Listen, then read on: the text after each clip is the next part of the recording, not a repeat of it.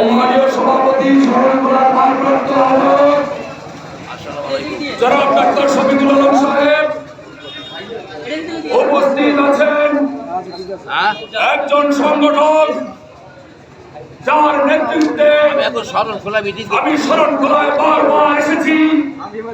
আমার প্রিয় বন্ধু আনোয়ার হোসেন পঞ্চায়েত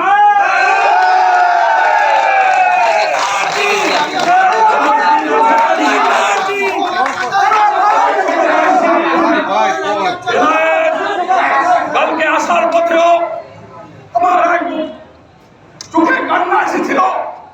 সেই শহীদ সাইদের মা আমাকে ফোন করেছে, ভাই আমার ছেলেটা তো নাই, আপনারা স্বাধীনতা তো ভোগ করছেন।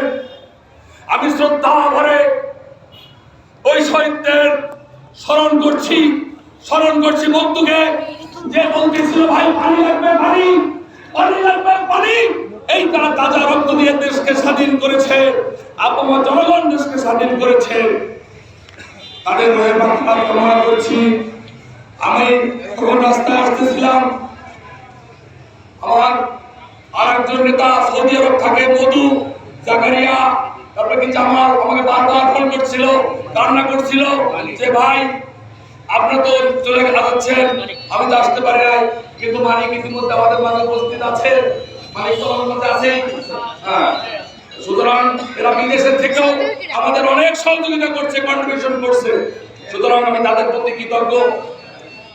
প্রিয় বন্ধুরা, সময় কম, আমি পার্সোনালি সকলের নাম ধরে ধরে বলি। আমি ব্যক্তিগতভাবে সবাইকে চিনি জানি।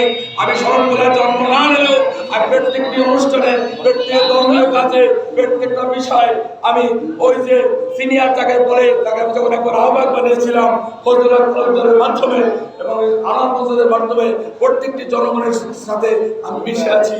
আমি ঈদের সময় আপনাদের পাশে আছি, ঈদের সালাম দিই, কোরবানির সময় আছি, শীত বস্ত্রের সময় আছি। আমি বস্তুবারের কাছে কৃতজ্ঞ যে উনি এই কাজগুলি এই বয়সে আমার সাথে থেকে মিলে করছে। সকলকে ধন্যবাদ জানাই।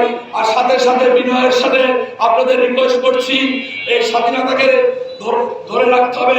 আমার নেতা দেশনেতা জনাব তারেক রহমান সাহেবের নির্দেশ যে কেউ যেন কোনোভাবে অন্যের মা লুণ্ঠন না করে, এবং যারা অন্য ধর্মাবলম্বী আছে তাদের মন্দির গির্জা আমরা যেন বিগত দিনের নাই পাহারা দিয়ে রাখি। ইদানিং একটা ইন্ডিপেন্ডেন্ট গভর্নমেন্ট নিয়েছে, আপনি জানেন একজন নোবেল বিজয়ী ডক্টর ইউনূস সাহেব তার দায়িত্ব পালন করছে। আমরা জাতীয়তাবাদী দল শরণখোলার পক্ষ থেকে তাকে অভিনন্দন জানাই। সেজন্য আগামী দিনে এই রাষ্ট্রটাকে মেরামত করে আমাদের হাতে একটি গণতান্ত্রিক দেশ হিসেবে উপহার দিয়ে যেতে পারে। আজকে যে সেনাবাহিনীরা মাঠে আছে, এই সময় সূর্য সন্তানরা, আপনারা তাদের সবাই সহযোগিতা করবেন, পুলিশদের কাজে সহযোগিতা করবেন। আমরা যারা লুটপাট না করি, যদি কেউ লুটপাট করেন এবং সাংগঠনিক বিরোধী কাজ করে, আমরা তাদের আইনের হাতে তুলে দেবো।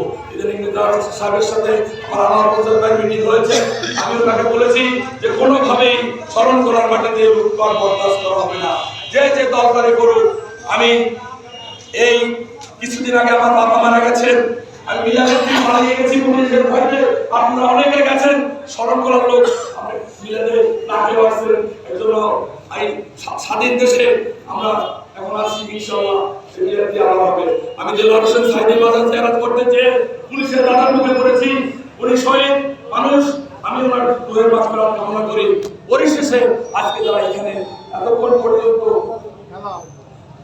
ধৈর্য সহকারে আছে আমাদের জন্য সকলের প্রতি আমি কৃতজ্ঞ, এবং আমাদের দেরি হওয়ার কারণে বিনয়ের সাথে ক্ষমা চেয়ে নিয়েছি, সাংবাদিক বন্ধুদের কাছে ক্ষমা নিয়ে যাচ্ছি।